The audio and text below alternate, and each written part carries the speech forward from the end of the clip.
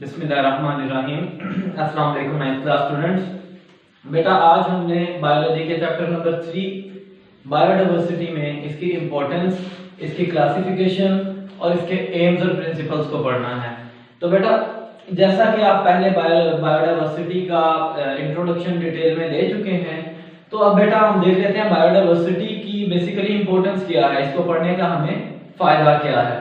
तो सबसे पहले बेटा बायोडाइवर्सिटी जो है ये हमें फूड प्रोवाइड करते हैं, मतलब जितना हमारे पास एक long chain of variety of organism होगा उतना ही बेहतर हमारे पास फूड अवेलेबल होगा हमारे ऑर्गेनिजम्स के लिए, हमारे डिफरेंट स्पीशीज के लिए। जैसा कि आपको पता है कि इस दुनिया में मौजूद हर ऑर्गेनिज्म अपना फूड डिफरेंट ऑर्गेनिजम्स से हासिल करता है।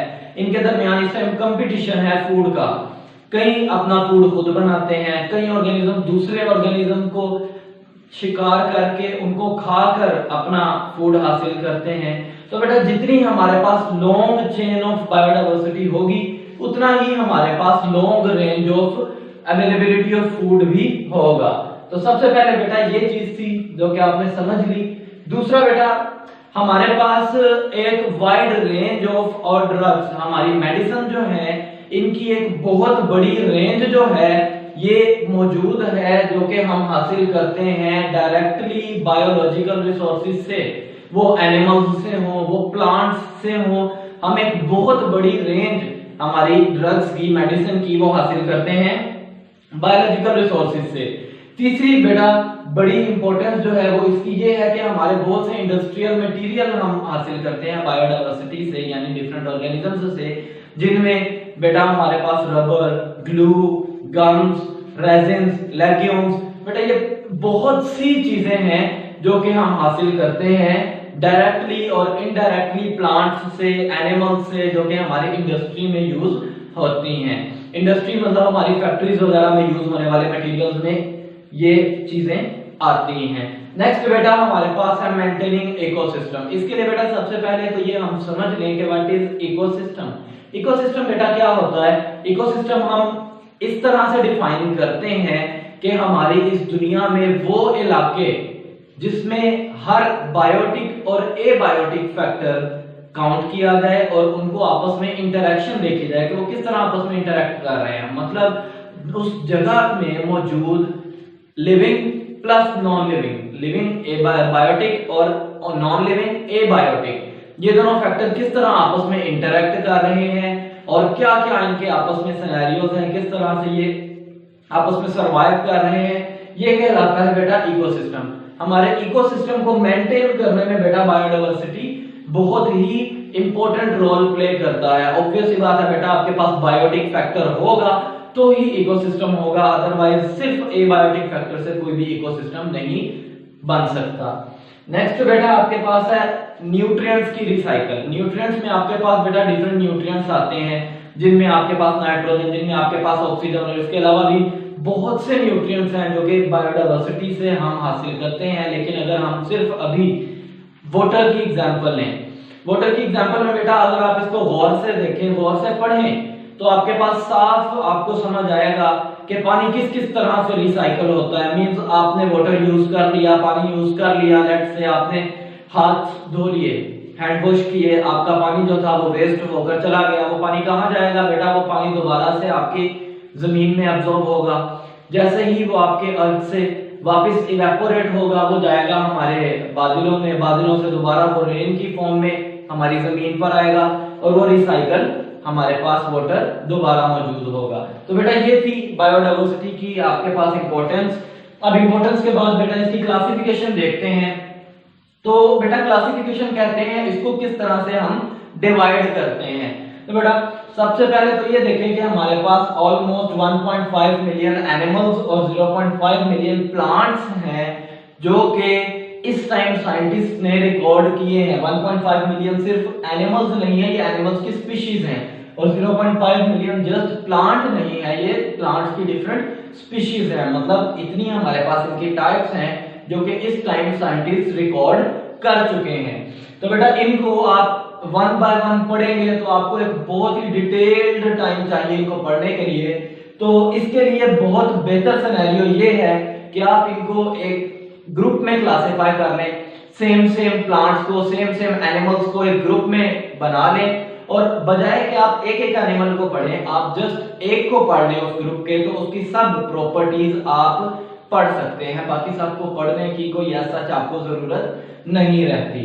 तो बेटा नेक्स्ट आपके पास इसकी टाइप्स हैं, और इसकी टाइप्स में अगर आप गौर करें तो आपके पास डिफरेंट टाइप्स के ऑर्गेनिजम्स हैं। डिफरेंट टाइप्स के ऑर्गेनिज्म से मतलब क्या मुराद है? इससे मुराद बेटा के एनिमल्स और प्लांट्स, ये आपके पास डिफरेंट टाइप्स के हैं जिनका आपस में काफी डिफरेंट प्रोसीजर्स भी हैं, मतलब वो किस एरिया में रहना चाहते हैं, किस एरिया में नहीं रहना चाहते।